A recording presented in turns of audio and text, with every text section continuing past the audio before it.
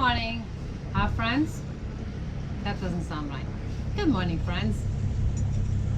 Well, here's 1 week on the boat. It really is starting to look like home. We've overcome a few hurdles, but this morning here we are having breakfast out on our backyard, as it's called. Made some French toast this morning, so here's to you.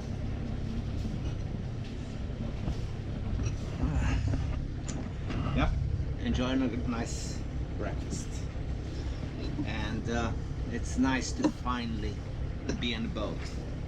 It figures. Last night on the boat is when we actually got AC running.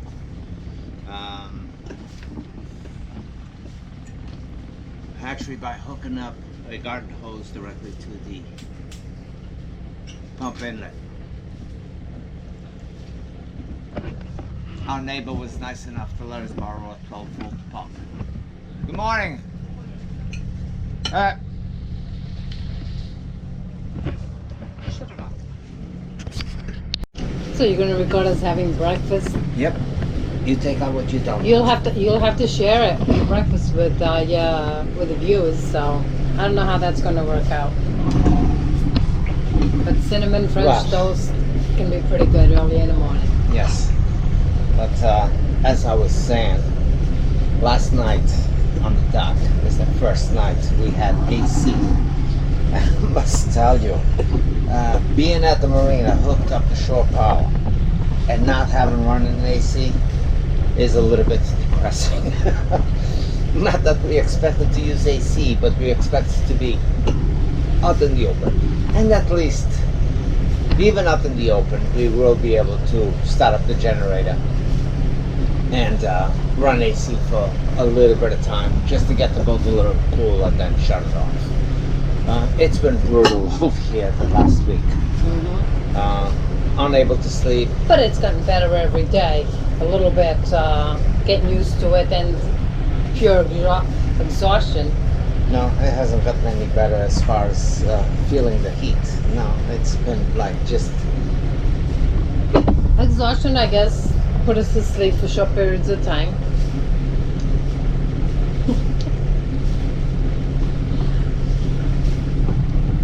Albert doesn't like it too cold, but he doesn't like it hot. Oh my God, I'm not a complainer all the time. No, it's not a complaining, honey. It's simply stating. I mean, you did say you could edit this, so we can talk to each other. As well as talk to the camera, I mean. Well, anyway, I'm glad to know that the AC works. We have our engines running.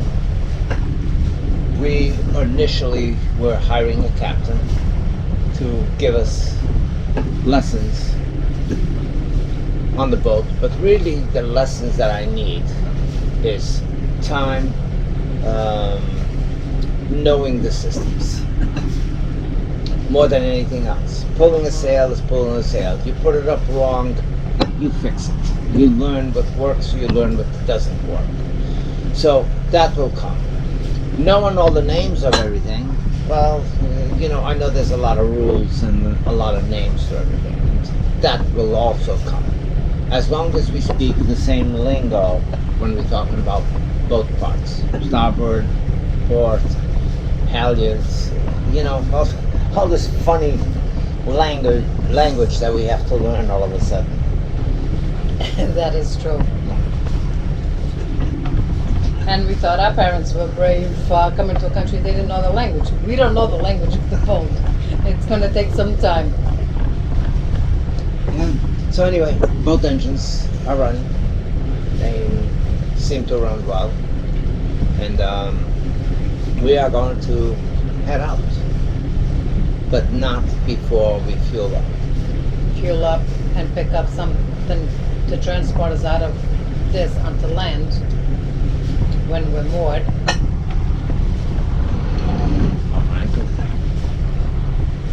Or anchored.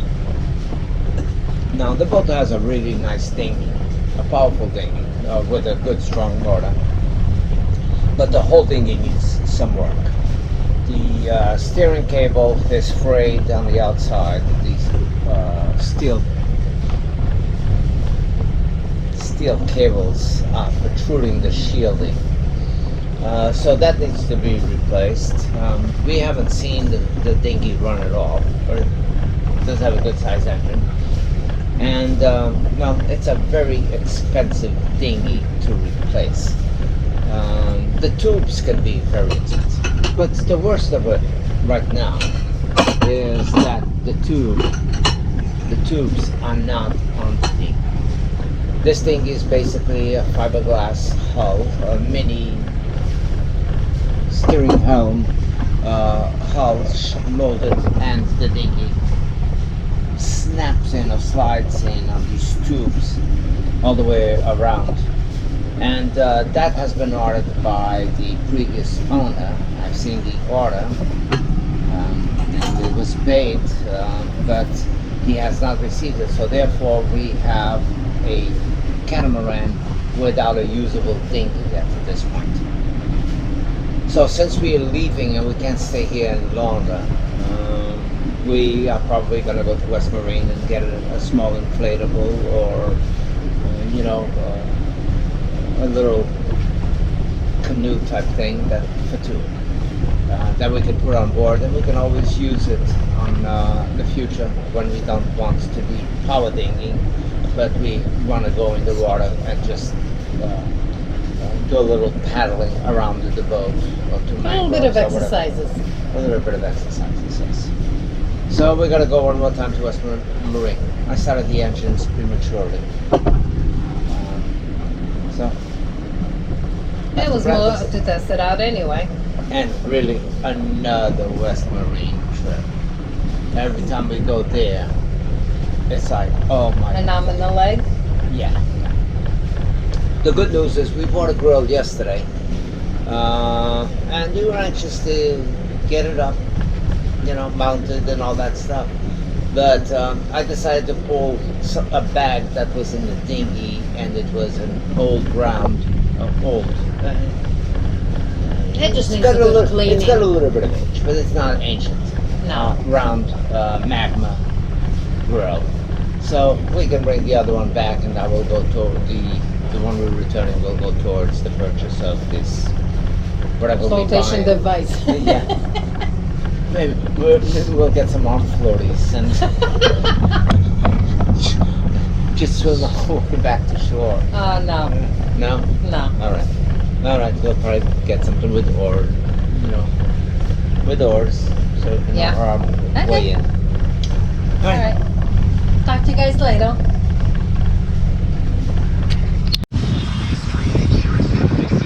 Well, hello, my friends. This is day 2 of us being on passage to Sarasota. We took off yesterday afternoon. Around 1 o'clock. So Fatima and I decided to tackle the boat on our own, and so far it has been a good learning experience. All right, she's huffing and puffing. Well, I'm getting to learn at least some of the sails. I know I can control the Jenna pretty well. I've done a few shifts from port to starboard and back and forth. But yesterday, after taking off, we started off with 15 knots of wind, which was pretty good, 15, 16, and I saw a speed of 6.5 knots. That was the fastest I had seen. And I was somewhat disappointed. It's like, this, it should be doing better than that. Then the wind died to 5 knots. We had no speed whatsoever. So during the night, I motored all the way with it. Stoker General opened in hopes that we'd get a little bit of a breeze and we'd pick up on it. It was always full, but it was just full in the direction, you know, we were going. It was full correct. But the wind was not doing anything. If I back off on the engines, the boat was just coming back to half a knot, 1 knot. That was it. So when we were getting 5 knots of wind, we were still getting roughly 1 knot of speed over ground. But right now, I mean, we got 15 knots of wind favorable on broadside, and we're going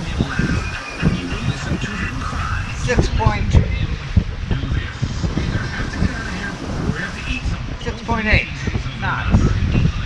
So not bad. I think, considering I have never sailed and I will learn better, I think I got the sails doing their job. I got that Genoa rolled up on a furl just a little bit, keeping it down. There was a little while ago it was flapping a little bit, so I tightened it up to see what it was doing, and I'll figure out exactly how much I have to release and when it reacts the best. The main, well, it's up. I must say the main is a little bit of a pain to put up, because even when you face into the wind, you're trying to put it up and the battens always seem to get stuck on the jack lines. I have to think of all these names. But anyway, so this last time it went a little bit better that I put it up. But I actually had to be up on the deck with guiding it a little bit by hand in the backside while Fatima was using the power winch. I have everything coming up to this side on the helm side to control, pulling up my main, the control on the sheets from the back, the spinnaker is back here, and if I have to pull the Genoa to the port side, is on this side. The only thing I have to do on the starboard side is when I have to release the Genoa, or pull it up to the side that it's in right now, which is the starboard. So I have that one winch, one line, that's all that's on that side. Everything else is over here. Now the main, pulling up the main does have its own winch over there, but it's not power. So basically I'm coming through the winch, no blocks or anything, just bringing the line of the sheet straight back here, which is this yellow line right here. So, oops. So just bring that up and twist it around the power winch and pull it up. Piece of cake. So Fatima can be over here pressing the button as I'm guiding the thing, and we pull it right up. But learning the systems, not the sailing. I think the sailing will come fairly easy on how to sail the boat. The controlling of the boat is not too bad. I've done really good docking, and I've done one not so good docking. I had an area that the tie was really hard pulling me away from the dock, and I must say I struggled a little bit with that. Never controlled the boat of this size. But just now we stopped in South Beach, Miami, to fuel up, because I didn't know how much fuel I might have had, but I topped it off, and on that dock it went a little bit better. But the dock hand was pretty good too, the guy that was pumping. He grabbed the line, tied me up in the front fairly well, and then I was able to power up my rear end into the dock on the other side, just sending him the line and he tied me up. So the sailing or the maneuvering of the boat is not a problem. Learning the systems on the boat is a real dilemma.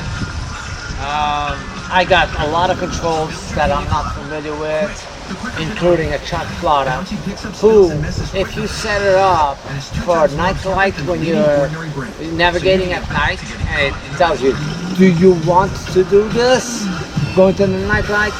Well, when it's daytime, it's a completely black screen. I cannot see the menu, I cannot see anything to change it back to go into daylight. So I have right now a chart plotter. It has a towel over it because I have my head on under it, like the old cameras, to see if I can see it. And I can see the screen, but it's got quite a menu for you to be able to change that, and I have not figured out exactly where I would go to reset it back to factory settings or whatever to show me a visible screen. Because that's a multifunction plotter, so I got radar, the maps, it gives me the speed, it gives me everything on there. And these individual controls, well, this one was giving me depth before, but it's not anymore. So it seems like I got it off, but I can't turn it on. I go to these different settings, I hit the reset. It doesn't matter what I do, it reads 0. And the speed, same thing. So I don't know if there's a problem with this Tridata. And you know, all these are the same thing. But when I show the speeds, it's inaccurate. That's not what it's doing, so I don't know what's going on. That one, this one is depthness. It's showing me a 9.7. That's actually fairly shallow in this area, and I'm not so sure it is. And this, the wind speed indicator, which held me up over there for quite some time, because the previous owner had to run a cable from the mast down to get this to read. Well, it's reading. I trust that the wind speed might be accurate, but the direction is not. I look at the arrow up on the top, it's pointing probably more realistically from the 140 mark, which is on my broad reach. So that's not reading accurate either. Electronics on the boat need some help. On the other hand, the autopilot works like a charm. Very simple to program. You just steer the direction you want to go, hit auto, and they will maintain that course. Plain and simple. But I haven't seen any way to actually get it working with the chart plotter and program for it to get to a certain point and turn. I don't even know if they're supposed to do that. I would think that they are, but I haven't seen that. I haven't seen how to program anything on the chart plotter for my navigation other than looking at a live map of the area. So we'll see what goes on. Anyway, the boat, well, it's a non-stop, never-ending work. And I know some of you told me so. But Fatima is in here, probably still arranging things again. But don't mind the mess. But this is how things look. Typically, my nav station laptop, I got it up here. The galley is small, but it's got a good, pretty decent storage. And then this downstairs area is all like, in addition to it, a pantry. As a matter of fact, some of these boats have the pantry down there and not up here. So I do have my wood, some of my wood still on display. Got my TV, an outside antenna surprisingly does okay. DVD player, a couple of decorations. And Fatima is working away again. Take a break.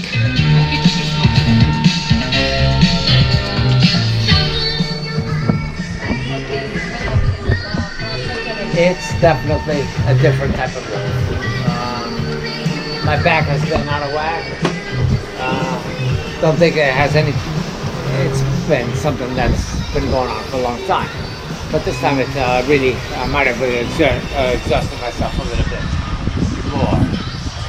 So I had a couple of rough days with my back and Fatima as well. This is all new adjustments that we're making, but sailing is the key.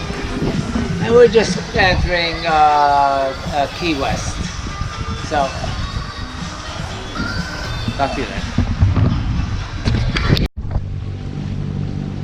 Well, here we are in another beautiful day.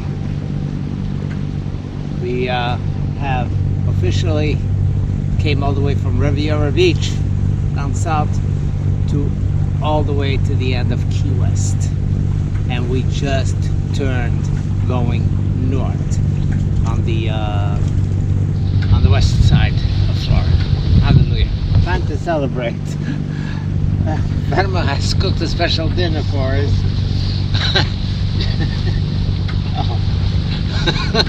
Not a special dinner, it's just dinner. Well, you know, it's some protein. Yeah. So anyway, we are passing up Key West on the west side, and I guess there's a nice anchorage over there. Unfortunately, we don't have time to do any stops because we gotta head up north, and I gotta drive back to pick up my car, my truck that's over there, plus the generator. Well, I must say, this is a brand new experience for the two of us. Maneuvering the boat is not bad at all. Pulling up the sails is doable, and even trimming them, I can get them fairly well trimmed. But it is going to take a lot to get used to. You go through areas that all of a sudden you're going from 0 knots. Okay, look at this. Yeah. You're going from 0 knots to 30 knot winds.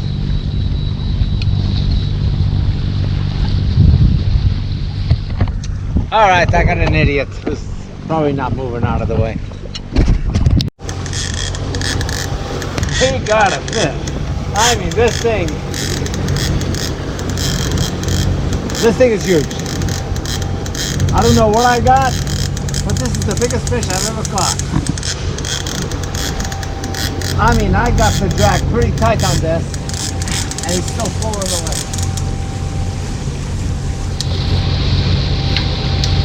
I have a funny feeling my line is going to snap because the pressure has tightened up the line. Whoa.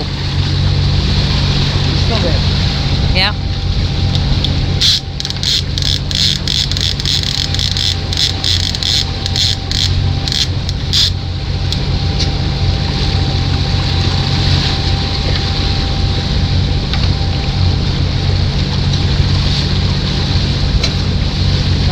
I gotta take this.